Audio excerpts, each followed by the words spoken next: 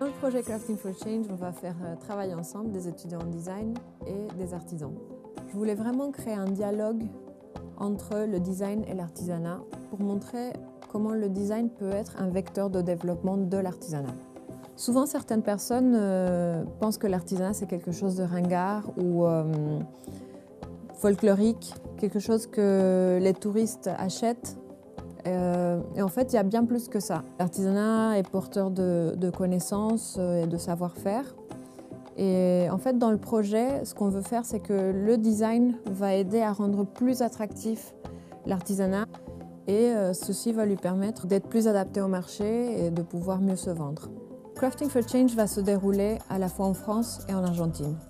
En Argentine, il y aura 2 ateliers, un dans la région de Misiones, au nord de l'Argentine, et un à San Juan.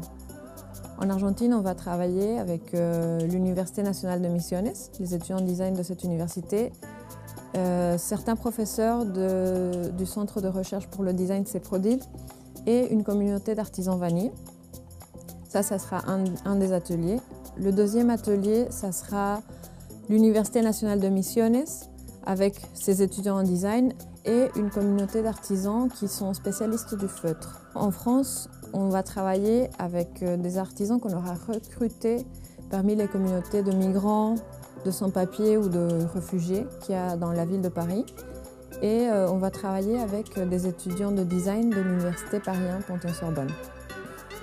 À l'issue de ces 3 ateliers, en fait, on va organiser 2 expositions, qui en fait sera une même exposition, mais à 2 endroits.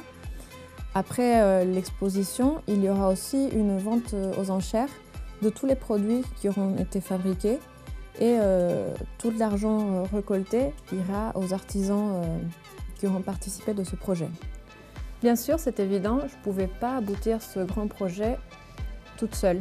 C'est pourquoi j'ai réuni une belle équipe au sein du pôle développement de l'association Sorbonne pour l'Organisation des Nations Unies, dont Kenichi, qui ici est le co-responsable. Ce projet vise avant tout un réel échange technique et artistique entre des groupes de personnes qui ne se seraient jamais rencontrés ou qui n'auraient jamais eu d'échange sans Crafting for Change. Ce projet s'inscrit profondément dans une volonté d'intégrer des populations marginalisées comme les réfugiés ou bien les migrants. Dans ce projet, les participants ne sont plus des migrants ou bien même des réfugiés ou des sans-abri. Ce sont avant tout des personnes qui sont porteuses d'un savoir-faire qu'elles peuvent transmettre.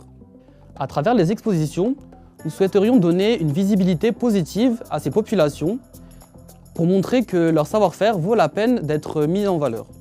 Nous souhaiterions leur donner des possibilités de commercialiser leurs produits. Nous aimerions leur ouvrir des portes, mais aussi des perspectives d'avenir. Mais sans vous, Crafting for Change n'est rien.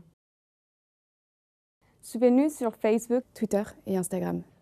Nous comptons sur vos dons pour ensemble faire de Crafting for Change une réalité.